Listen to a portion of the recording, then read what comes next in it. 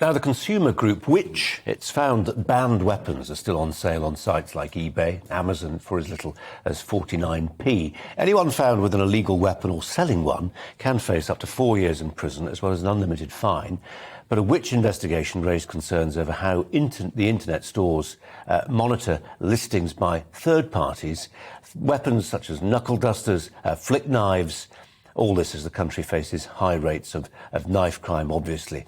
After being alerted by Which, Amazon, eBay and AliExpress all said they had removed all the listings. The former Metropolitan Police Detective Peter Bleksley is here in the studio with us now. Peter Bleksley, thanks for coming in, appreciate it. I mean, we've got to have a little bit of sympathy, I suppose, for these big online retailers because there are presumably tens of thousands of items listed every week and keeping across all of it's tough. I don't have any sympathy for them whatsoever. After this fantastic piece of work by which is very important, highlighted this, and they contacted these retailers, whether it be Amazon or eBay or some of the other retailers that sit on foreign platforms hosted by different countries in different territories, all of a sudden they were able to say, well, our algorithms have identified some flaws and we're attending to those. These companies have the algorithms that could flag these items up immediately. And if they don't have them, then they should have them.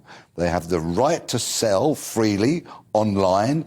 And of course, they're a volume business, so they want to do as much retail as they can. If they have that right to sell, they have the responsibility to ensure that these weapons that could take lives are not available. A kitchen knife can take a life, though, can't it? Why should we be so worried about something that looks intimidating, but actually it's just as it's no more lethal than a kitchen knife that you can buy without a problem? No, some of these weapons are actually designed to cause maximum damage when they enter the body of a beast or a human being. They're designed to cause as much carnage as they can, and sadly they often do.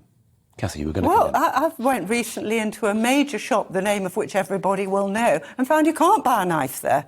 And if you go along the wall, you've seen this, so all the empty packets, and you're meant to take down some details without knowing what, or look it up on your phone and online or whatever, and then go to the counter, and then they sort of dig it out from deep storage for you. This is a very, very well-known, what do you call it, chain. Yeah. I think the banning thing has sort of gone mad. When I see pictures like that one, and what you're saying, you think, yes, that's the right end to attack. But actually, it still is, the banning is the wrong end of the process. Number one, go back to Peter, why aren't we deterring more? You know, why aren't we prosecuting more? Why aren't we catching more? Why aren't people realising it's not worth their while to do knife crime? And instead what you have is this other end of preventative knife sweeps, banning, but it doesn't ever solve the problem, does it? Well, the problems connected to knife crime are complex, they are multiple, and clearly there are no easy solutions, or else they would have been applied by now.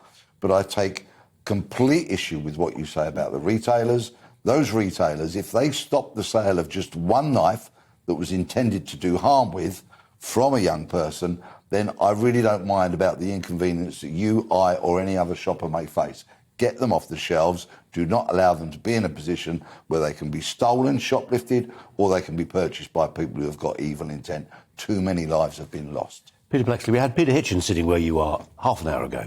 He wrote a piece in the Daily Mail in which he says, everyday crime now is just taken for granted by politicians in particular. There's a level of, in certain parts of our country, there is a level of crime which seriously reduces the quality of people's lives, and the police are powerless to do anything about it, or sometimes won't even do something about it. Do you recognise that depiction of crime in Britain today? I watched what Mr Hitchens said with considerable interest. Some of it I agree with, other parts I vehemently opposed. But, yes, on today of all days, when a report has been published detailing catastrophically low clear-up rates for burglary, theft, robbery, they are a stain on British policing, which in so many aspects finds itself in crisis. We, the public, should expect more, we should get more, we actually deserve better.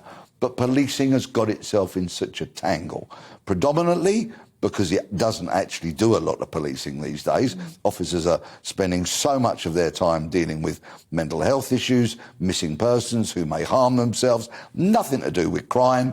And policing got itself in a huge tangle about 25 years or so ago when it decided that all our officers should get degrees. Certainly the ones with ambition who wanted to climb that greasy pole. So they went off to the great seats of learning in Oxford and Cambridge, and they came back full of pseudo-intellectual claptrap, which they applied to policing where it had no place. So Ian now Blair. we find ourselves Ian where Blair. we're at. Yeah.